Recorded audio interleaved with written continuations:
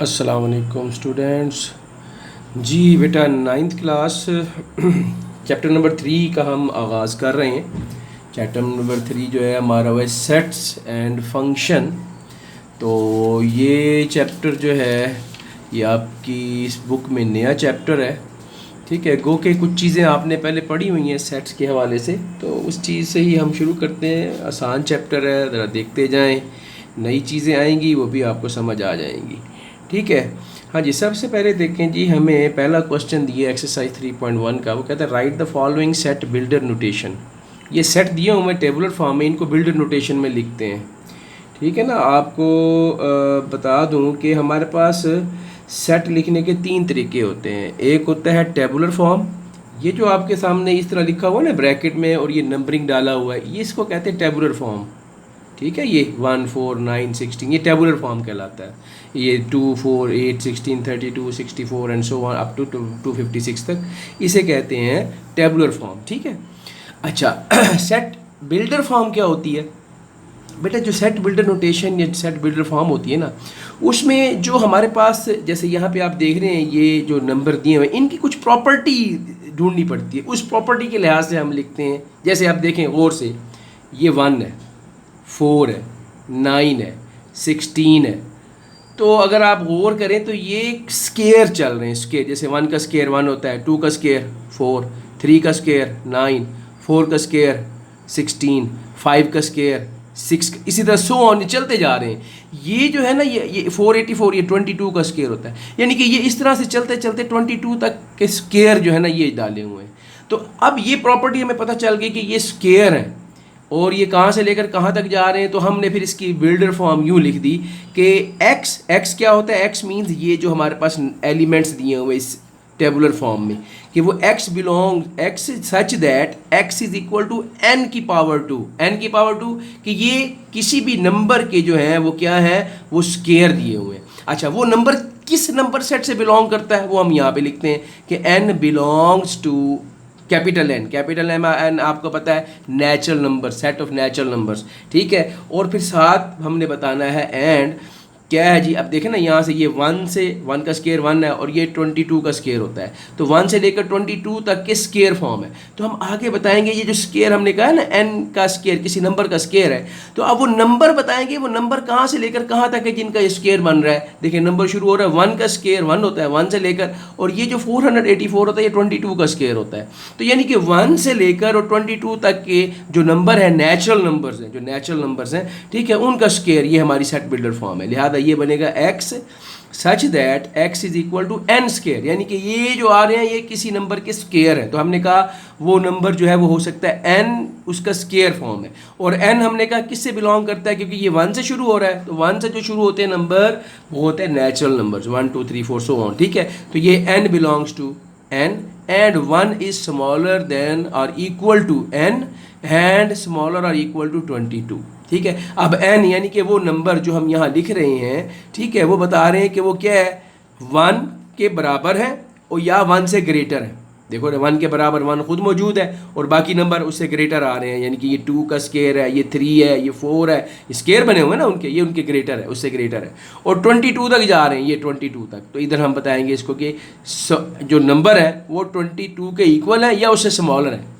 तो देखें ना, पिछले नंबर ये 22 का स्केयर है, उससे पीछे जितने नंबर आ रहे हैं वो 22 से छोटे हैं जिनका स्केयर बने हुए हैं ये। ठीक है।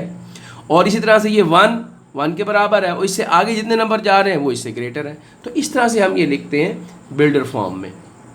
तो ये पहली बिल्डर फॉर्म आ गई। इसी तरह से देखें दूसरी बिल्डर फॉर्म में, दूसरा जिसका सेकेंड पार्ट 2 4 8 16 32 64। ले जी, अब ये क्या है?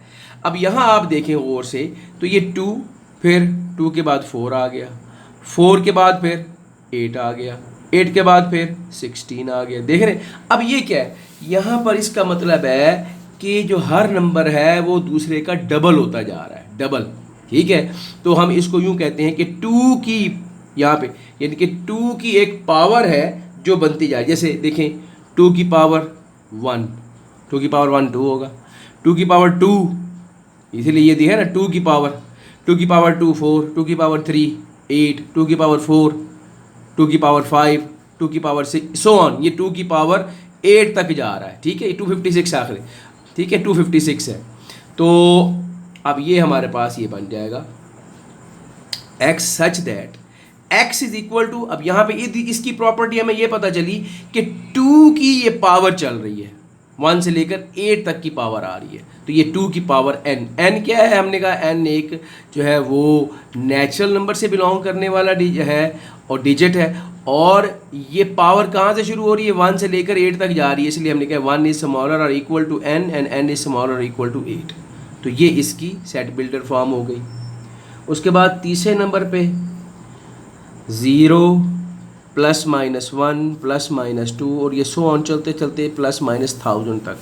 तो अब आपको पता है ये तो इंटीजर्स हैं जिसमें प्लस में भी नंबर आ रहे हैं, माइनस में भी आ रहे हैं, ठीक है।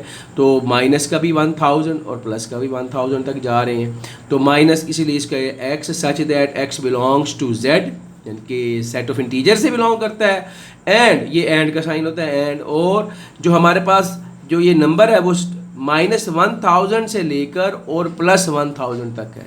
तो इसलिए हम लिखेंगे -1000 इज स्मॉलर और equal to x and x is smaller और इक्वल टू 1000, ठीक है जी। ले जी, उसके बाद नेक्स्ट हमारे पास आ रहा है, ये आ गया, ये देखें जी, x सच दैट, इधर से x belongs to z and -1000 smaller equal to x and x is smaller equal to 1000।